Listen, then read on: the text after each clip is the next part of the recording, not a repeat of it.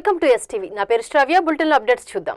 అభివృద్ధికి అడుగడుగున ఆటంకాలు సృష్టిస్తున్న వైఎస్ఆర్సీపీ అసత్య ఆరోపణలతో కాలం వెళ్లదీస్తుందని రాష్ట్ర పురపాలక పట్టణ అభివృద్ధి శాఖ మంత్రి డాక్టర్ పొంగూరు నారాయణ మండిపడ్డారు.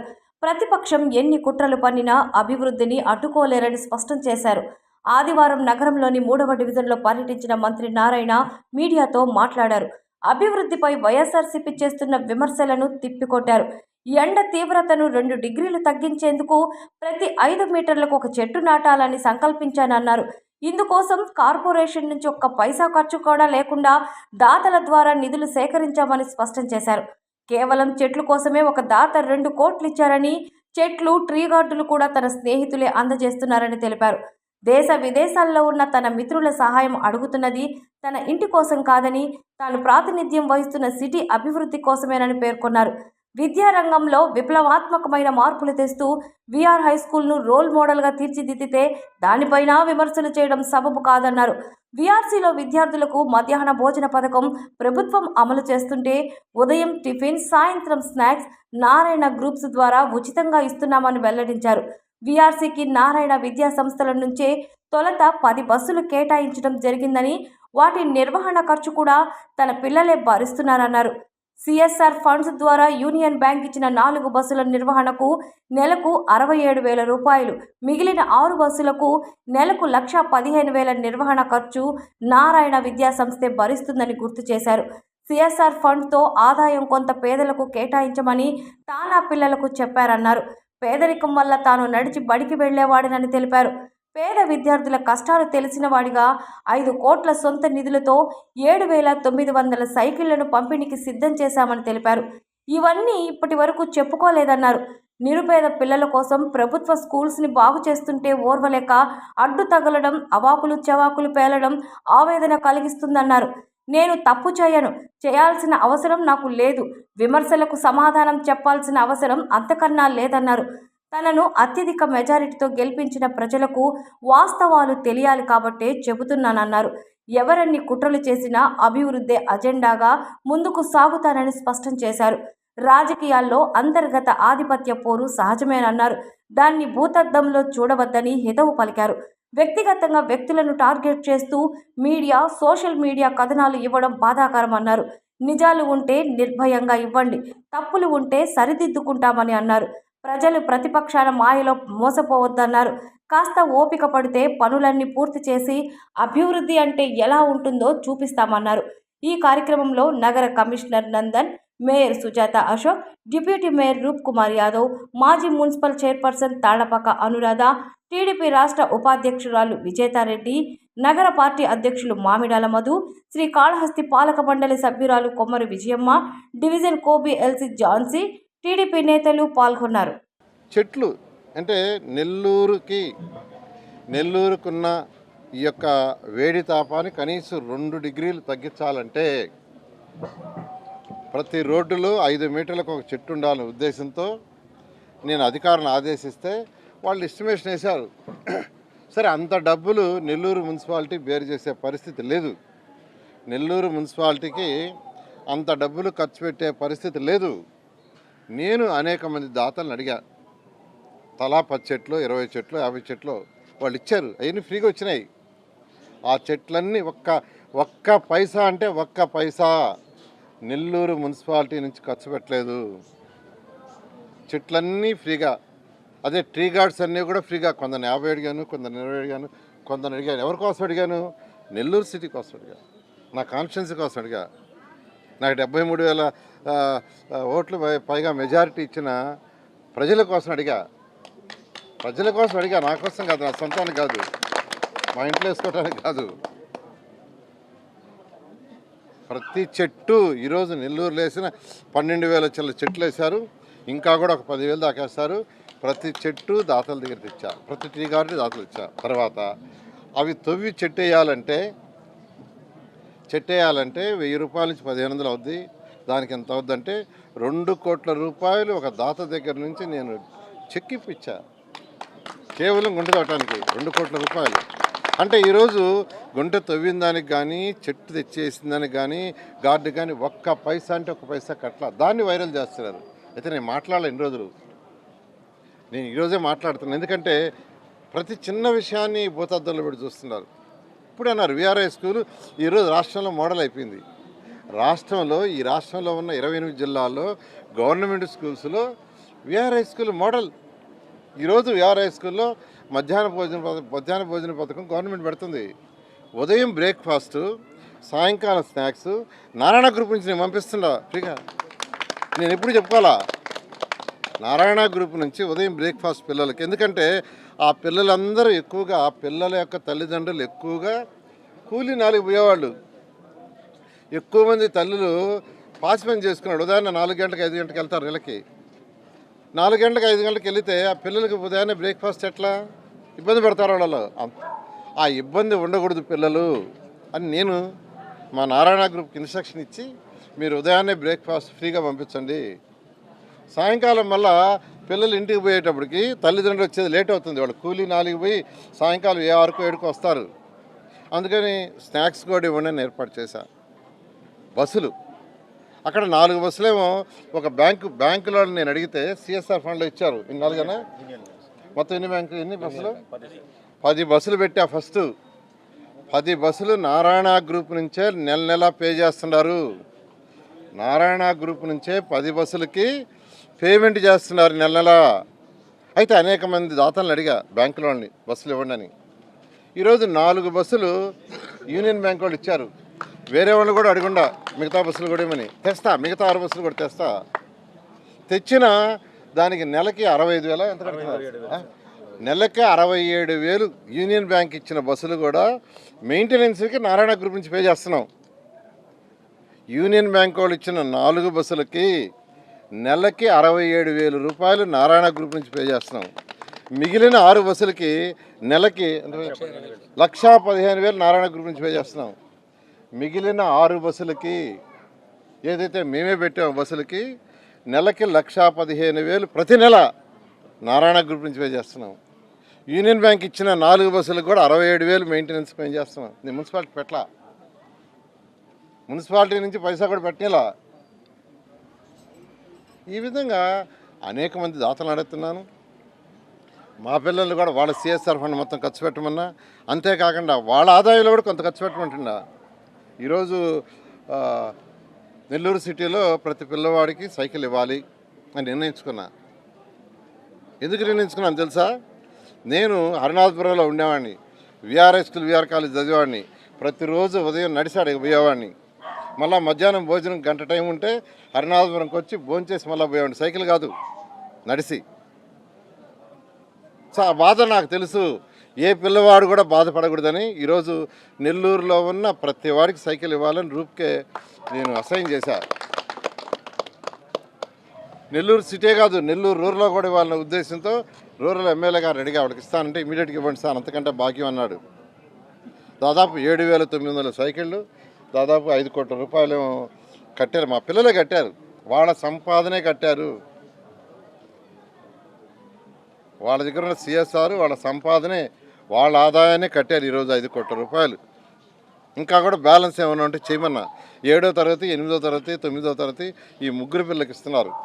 తర్వాత మిగతా వాళ్ళకి కూడా అంటే 6వ తరగతి కూడా ఇవ్వదలుచుకున్నా. మరీ చిన్న పిల్లలు ఇబ్బంది పడతారని ఆపాం.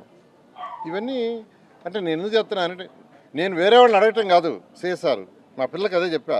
వాళ్ళని నేను అడుగుతున్నా, అడిగినప్పుడు నువ్వేం చేసావు అని అడుగుతారు. నైతిక బాధ్యతగా నేను చేస్తాను. నేను ఎప్పుడు చెప్పుకోవాలి ఇవన్నీ. ఇప్పుడు దాదాపు 7,900 సైకిళ్ళు, ఎన్నో ఎన్ని సైకిళ్ళు 7,900 సైకిళ్ళు రెడీగా ఆల్మోస్ట్ అయిపోయినాయి. రెడీగా ఉండండి. అవన్నీ 100% అయ్యే దాతలు కాదు, నారాయణ గ్రూప్ నుంచే. మరోసారి చెప్తున్నా, 10 బస్సులు పిల్లలకు పెట్టా, పిల్లలు ఇబ్బంది పడకూడదని.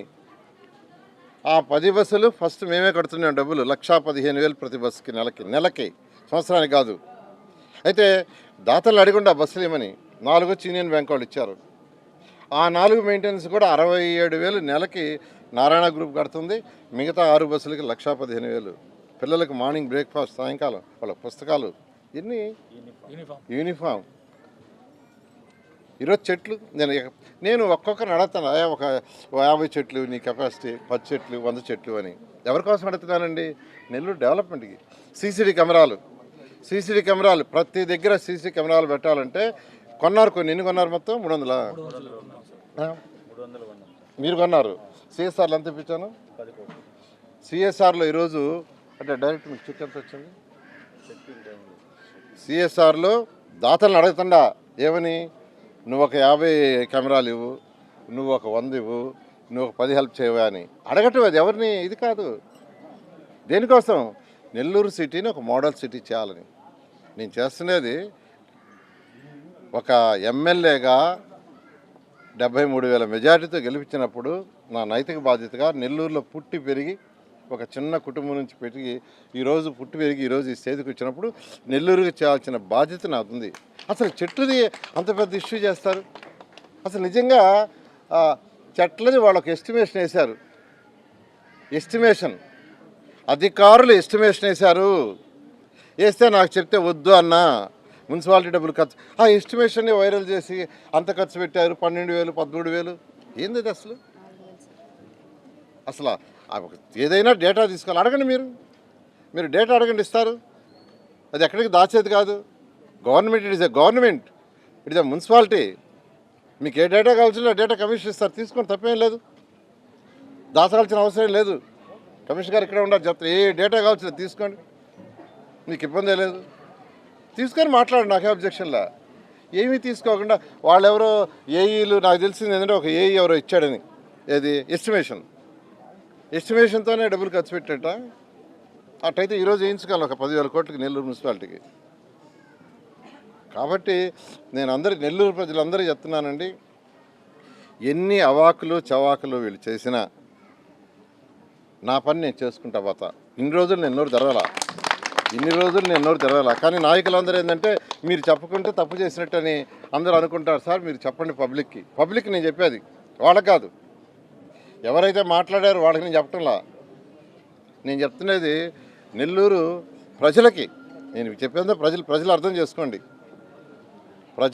ఈరోజు రాష్ట్రంలో నెల్లూరు ఎంతో అభివృద్ధి చెందుతుంది. 850 కోట్లు నెల్లూరు మున్సిపల్ కార్పొరేషన్కి డ్రైనేజెస్కి డ్రింకింగ్ వాటర్ పెట్టించే ఇప్పుడు ముఖ్యమంత్రి గారు అడిగి 850 కోట్లు అమృతలో కావచ్చు, ఏబీలో కావచ్చు, దాంట్లో 850 కోట్లు అండి నెల్లూరు సిటీ మొత్తం కార్పొరేషన్కి 54 డివిజన్లకి. ఆ వర్క్ టేకప్ జరుగుతుంది తొందరలో. ఉన్న యూజీడీ అండర్ గ్రౌండ్ డ్రైనేజ్ కాకుండా బ్యాలెన్స్ కూడా జరుగుతుంది. కాబట్టి నేను మరొకసారి నెల్లూరు ప్రజలందరూ చెప్తున్నాను, ఏది చేసినా తప్పు చేయను. తప్పు చేయాల్సిన అవసరం నాకు లేదు. కార్యకర్తలను కూడా కొంత కామెంట్స్ మొదలుపెట్టారు. ఏదో లేడీ డాన్ అంట, ఆమె చాలా చక్కగా చేస్తుంది. ఆ విజేత అనే చాలా చక్కగా ఏది చెప్తే చేస్తుంది. ఏది చెప్తే అంత తన లిమిట్లోనే ఉంటుంది, లిమిట్ దాటదు.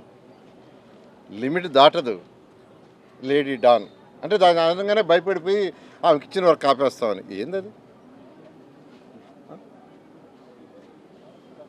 మీరు టీవీలో కూడా, మీడియా వాళ్ళు, సోషల్ మీడియా వాళ్ళు కూడా నిజాలు రాయండి, నేను కాదంటలా. మీరు నిజాలు రాస్తే వెల్కమ్, ఏదైనా ఉంటే కరెక్ట్ చేసుకుంటాం. కానీ వ్యక్తుల మీద వ్యక్తిగతంగా ఫోకస్ చేసి వాళ్ళు చేయటం అనేది తప్పు. వ్యక్తిగతంగా వ్యక్తులను ఫోకస్ చేసి అక్కడ ఉంచకూడదు. ఆడ ఉంటే వాళ్ళు స్ట్రిక్ట్గా చేస్తున్నారు, జాగ్రత్తగా చేస్తున్నారు, వాళ్ళని తరిమేయాలా. పాలిటిక్స్లో ఇంటర్నల్ కాంపిటీషన్ ఉంటుంది, అది సహజం కాదంటారా. కానీ దాన్ని ఇండివిజువల్గా ఫోకస్ చేసి వాళ్ళ మీద వాళ్ళ తరిమేయాలి, ఇది తప్పు. అది ఎందుకంటే అందరూ ఉంటారండి, రాజకీయాల్లో అందరూ ఉంటారు. నా కార్యకర్తలు ఉన్నారు, ప్రతి కార్యకర్తను చూసుకుంటున్నా. నేను ఎవరిని ఎలక్షన్స్ ముందు ప్రచారం చేశారు. నారాయణ ఎలక్షన్ అయిపోయి గెలిస్తే ఆయన అడ్రస్ ఉండడు అన్నారు. నెల్లూరంతా ప్రచారం చేశారు, రాష్ట్రం అంతా ప్రచారం చేశారు. ఎలక్షన్ అయిన తర్వాత ఆయన ఉండడు, వెళ్ళిపోతాడు. 2014 నేను కంటెస్ట్ చేయలే. నా కాన్ఫిడెన్స్ ఎక్కడో తెలియదు. నేను దగ్గర కంటెస్ట్ చేస్తుంటే అది నా కాన్ఫిడెన్స్ అయ్యేది. అప్పుడు నేను ఫండ్స్ తెచ్చా, నెల్లూరు కార్పొరేషన్ మొత్తాన్ని తెచ్చా, రాష్ట్రం మొత్తం 110 మున్సిపాలిటీస్ చేశా. ఇప్పుడు కంటెస్ట్ చేశా. 2024లో కంటెస్ట్ చేసి గెలిచినప్పుడు ఆ ప్రజల యొక్క బాధ్యత ఆ ఎమ్మెల్యేది. అందుకని ఈరోజు ఎంత బిజీ ఉన్నా ఎవ్రీ సాటర్డే సండే వస్తున్నా, మధ్యలో వస్తున్నా, కార్యకర్తలతో మాట్లాడుతున్నా, కార్యకర్తలతో నేను ఎన్నిసార్లు మాట్లాడుతున్నానో బహుశా లెక్కలేదు. వాళ్ళ పోతున్నాడు వెళ్ళకపోతున్నా కూర్చుంటుండా. కాబట్టి నేను ఒకటే చెప్పేది, మీ మీడియా పర్సన్స్ కూడా, మీడియా మిత్రులకు కూడా, సోషల్ మీడియా మిత్రులకు కూడా, మీరు ఏదైనా కామెంట్స్ ఉంటే మాకు చెప్పండి. మీ మీడియా ద్వారా మేము కరెక్ట్ చేసుకుంటాం, ఖచ్చితంగా కరెక్ట్ చేసుకుంటాం. నేను డెవలప్ అయిందే తప్పుల్ని కరెక్ట్ చేసుకుంటూ ఈరోజు ఈ స్థితికి వచ్చా. తప్పుల్ని ఆర్గ్యూ చేయను, కానీ లేని వాటిల్ని తప్పులుగా చూపించి చేయటం అనేది చేయొద్దని నేను మరొకసారి రిక్వెస్ట్ చేస్తున్నా. నేను నెల్లూరు ప్రజలకి, నెల్లూరులో ఓటేసిన ప్రజలకి ఎవరైతే ఉండారో సిటీ, నేను మాట చెప్పిన ప్రకారం 100% నెల్లూరు సిటీని ఒక మోడల్ సిటీగా చేస్తాను. ప్రతి 5 మీటర్లకి ఒక చెట్టు వేస్తా. ఒక్క పైసా కూడా మున్సిపల్ ట్యాక్సెస్ ఖర్చు పెట్టను. ప్రతి 5 మీటర్లకు ఒక చెట్టు, 20 అడుగులు 20 అడుగుల కంటే పైన రోడ్ల రెండు పక్కల 15 అడుగుల నుంచి 20 అడుగుల రోడ్డు ఉంటే ఒక పక్క చెట్టు వేస్తాం. మిగతా రోడ్లలో మామూలుగా చేస్తాం. ఈ విధంగా గ్రీనరీ, చక్కటి గ్రీనరీ చేసి కనీసం 2 డిగ్రీలు వేడి తాపాన్ని తగ్గించడం నా టార్గెట్. మా నారాయణ మెడికల్ కాలేజ్ చూడండి, అడొచ్చి చూడండి. నేను 1994 వేసా చెట్లు, 1994. ఈరోజు అక్కడికి పోతే చాలా చల్లగా ఉంటుంది. ఆడ 2 నుంచి 4 డిగ్రీలు వేడి తక్కువ ఉంటుంది. నేను చండీగఢ్ చూసా. చండీగఢ్ బ్రహ్మాండంగా డెవలప్ చేశారు. ఇప్పుడు లాంగ్ బ్యాక్ కంప్లీట్గా చెట్టు పోయి నెట్లో చూడండి, మీరు నెట్లో పోయి చూడండి, గూగుల్స్ ఎంత చక్కగా ఉంటుందో. సింగపూర్ 2014-19లో పోయి చూసి మళ్ళా మొన్న పోయి చూస్తే డబుల్ చేశారు వాళ్ళ గ్రీనరీ. ఈరోజు 40 to 50%. వాళ్ళ గ్రీనరీ 40 to 50%. ఇలా నేను అనేక దేశ విదేశాలు, అనేక రాష్ట్రాలు తిరిగాను. అక్కడ ఉన్న బెస్ట్ ప్రాక్టీస్ ఏమైనా అవన్నీ అవగాహన చేసుకొని ఈరోజు 123 మున్సిపాలిటీస్లో ఇంప్లిమెంట్ చేస్తాను. అదేవిధంగా నెల్లూరులో కూడా ఇంప్లిమెంట్ చేస్తున్నాను. కాబట్టి నెల్లూరు ప్రజలందరికీ నేను రిక్వెస్ట్ చేసేది ఒకటే, నెల్లూరుకి మాట చెప్పినట్టు 100కి 100 చేస్తాను. కొద్దిగా ఓపిక పట్టండి. Thank you very much. అది వాళ్ళు ఉన్నారు, ఇంకా ఎవరు రాలా, వాళ్ళు వచ్చిన తర్వాత బాగుండదు. ఇవి ఇప్పటి వరకు ఉన్న bulletin updates. Keep watching STV. మేము చేసే వీడియోస్ మీకు నచ్చినట్లయితే లైక్ చేయండి. అలాగే మరిన్ని ఇంట్రెస్టింగ్ అప్డేట్స్ కోసం మా STV తెలుగు ఛానల్ ని సబ్స్క్రైబ్ చేసుకోండి.